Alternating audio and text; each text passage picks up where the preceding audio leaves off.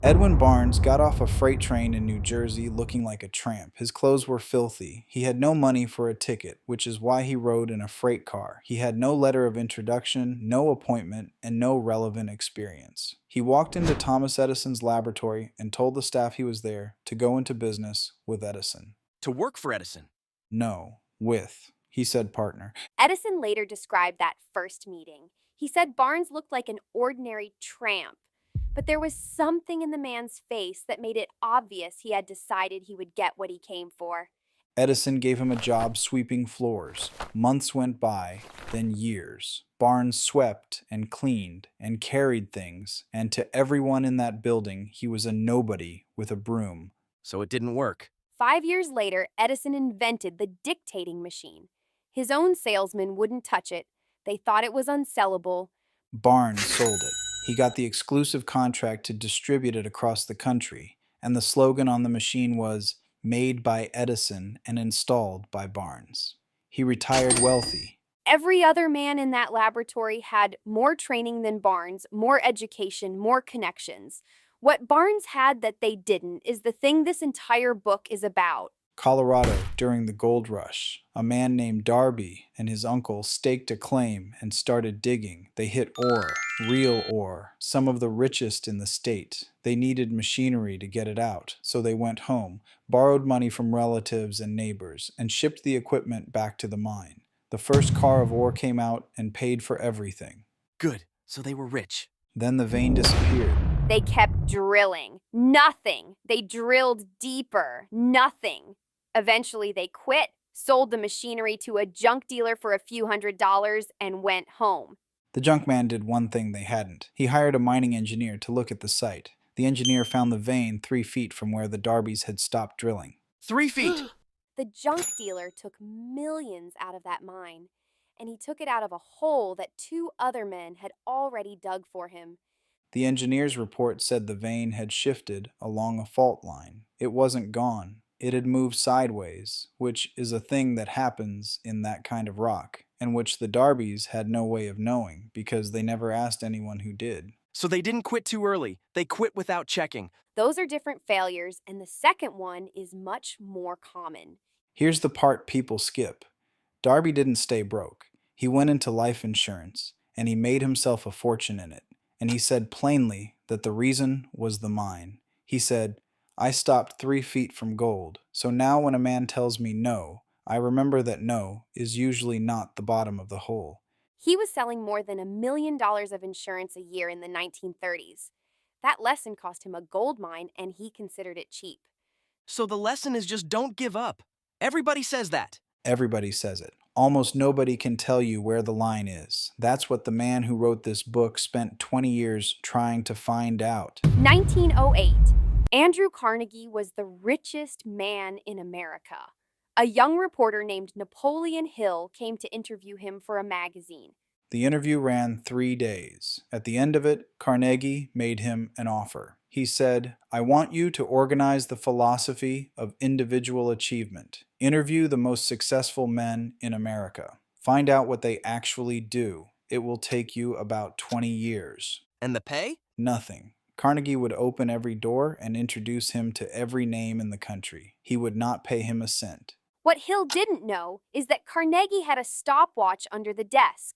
He had decided in advance that if the young man took longer than 60 seconds to answer, the offer was off the table. Hill took 29 seconds. Carnegie told him afterwards that the men who take more than a minute on a decision like that will never carry a decision through because they don't decide, they hope. Okay, but wanting to be rich is not exactly rare. Everybody wants that. That's the distinction the book opens with, and it's the one that matters. Wanting is a wish. What Barnes had was a decision with nothing behind it to fall back on. He came on a freight train. He had no return ticket, no other job, no plan B. Hill tells the story of the military commander who landed his men on enemy shore, ordered them to unload, and then ordered the ships burned in the harbor where every soldier could watch them burn. He told them, "The ships are gone. We win or we die here." They won. That's a nice image, but I'm not burning anything. I have rent. Nobody's asking you to. The point isn't recklessness, it's that a goal with an escape route attached to it isn't a goal, it's a preference. So Hill turns it into 6 steps, and they're the most concrete thing in the entire book. 1. Fix in your mind the exact amount of money you want, not a lot, a number. 2. Decide exactly what you're going to give in return for it. There's no such thing as something for nothing. 3. Set a definite date by which you intend to have it. 4. Create a plan and begin at once, whether you feel ready or not. 5. Write all 4 of those into one clear statement. 6. Read that statement out loud twice a day. Once before sleeping, once on waking. Reading a piece of paper out loud is not going to put money in my account. On its own, no. What it does is stop the target from drifting. Most people don't abandon their goal, they just quietly edit it downward until it matches what already happened. If you're getting something out of this, subscribing takes a second, and it's the only thing that decides whether we get to keep making these.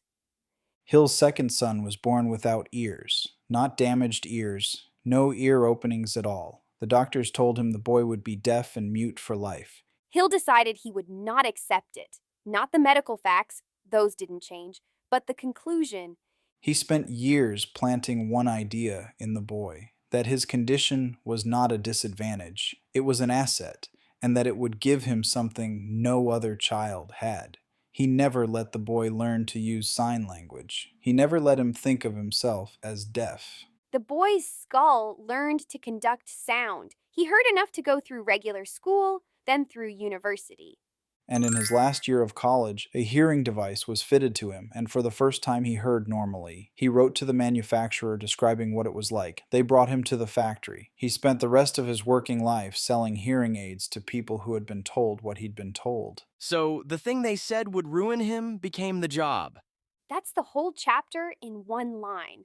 During the First World War, a Chicago newspaper called Henry Ford an ignorant pacifist. Ford sued for libel. In court, the newspaper's lawyers decided to prove the word ignorant was accurate. They put him on the stand and asked him general knowledge questions. Who was Benedict Arnold? How many soldiers did Britain send to put down the rebellion of 1776? Ford got a lot of them wrong, and eventually he got tired of it. He leaned forward and said roughly, "I have a row of electric push buttons on my desk. If I press one, a man comes in who can answer any question you've asked me about my business. Now will you kindly tell me why I should clutter up my mind with general knowledge when I have men around me who can supply any knowledge I require?" Did that work? The courtroom stopped laughing at him. And the point is not that education is useless. It's that knowledge is not power. Knowledge is only potential power. It becomes power when it's organized and pointed at something specific. Ford knew where to find knowledge, and he knew what he wanted it for. The lawyers had knowledge and no purpose for it. That's kind of a convenient excuse for not knowing things. It would be if he'd stopped there. He didn't. Ford surrounded himself with people who knew what he didn't, and he paid them properly, and he asked them questions for the rest of his life. The excuse would be knowing nothing and hiring nobody. And Hill is specific about how you buy the knowledge you don't have. Not by going back to school for 4 years, by finding the person who already has it and paying them or trading with them or bringing them onto the thing you're building. Which costs money I don't have yet.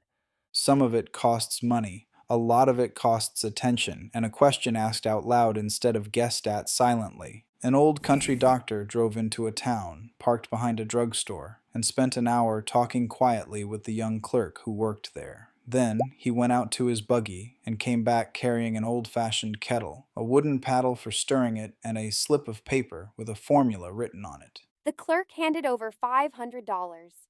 It was everything he had saved.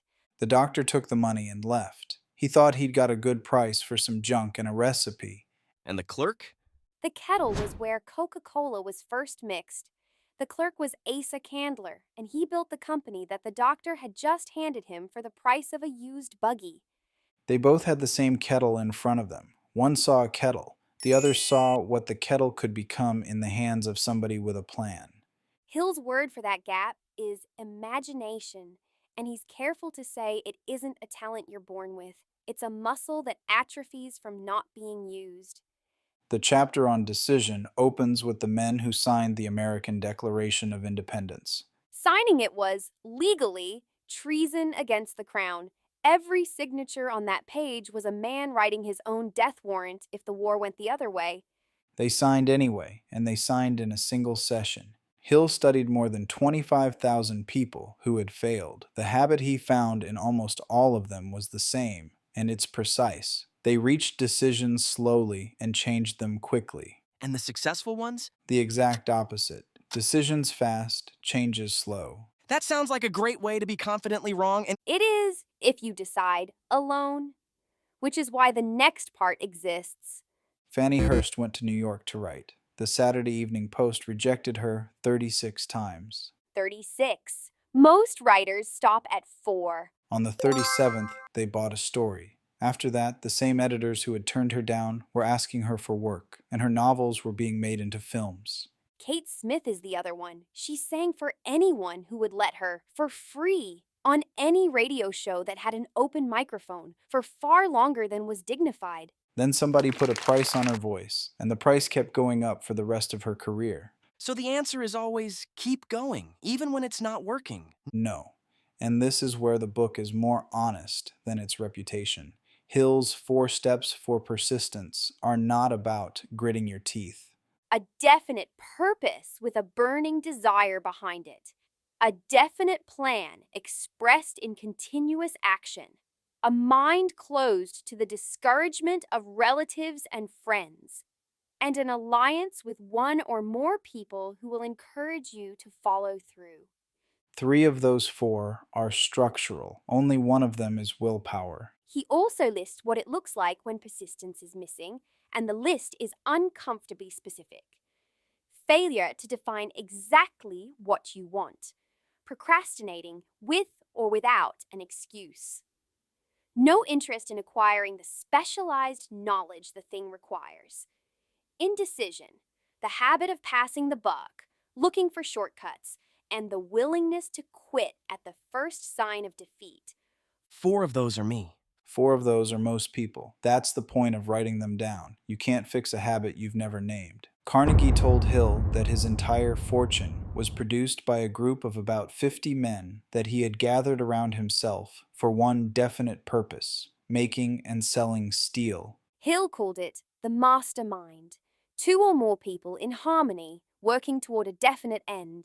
And he watched it in person. Ford, Edison, and Harvey Firestone were neighbors in Florida and spent years in each other's company. Ford started out mechanically untrained and financially poor, with almost no schooling. Within 10 years of getting close to those men, he had moved past both of them. Okay, but that's just having rich friends. Rich Friends is a network. A mastermind is smaller and stricter. It's a specific group, aimed at a specific outcome, meeting on purpose. The difference is whether the group knows what it's for. The last part of the book is a list of 6 fears, and Hill treats them as things you catch rather than things you are. Fear of poverty, fear of criticism, fear of ill health, fear of the loss of someone's love, fear of old age, fear of death. He argues the second one, criticism, does more damage than the rest combined, because it's the one that operates before you ever start. It's why people don't launch the thing, don't send the message, don't ask for the raise. Not because they think it will fail, because they can already hear what someone will say about it.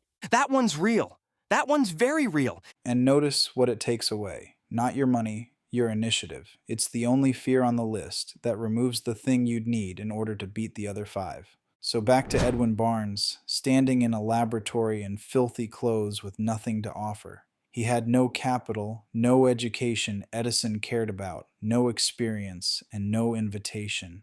He had one thing, and it's the only thing this book is actually about. He had decided before he arrived what he was going to leave with, and he had removed every option that would have let him leave with less. 5 years of sweeping floors didn't look like progress. It looked like being wrong. He'd have been a lot more comfortable calling it a bad idea in year 2 and going home. The Darbys quit 3 feet from the gold, and the gold didn't care that they'd worked hard. It was 3 feet away either way. Nobody in either story could see how close they were. That's the whole difficulty. You never get told. So the 6 steps aren't a magic ritual. They're the only thing that keeps you pointed at the same spot long enough to find out whether the vein is there. Pick the number. Pick what you'll trade for it. Pick the date. Write it down. Read it out loud tomorrow morning. That's the chapter. See you in the next one.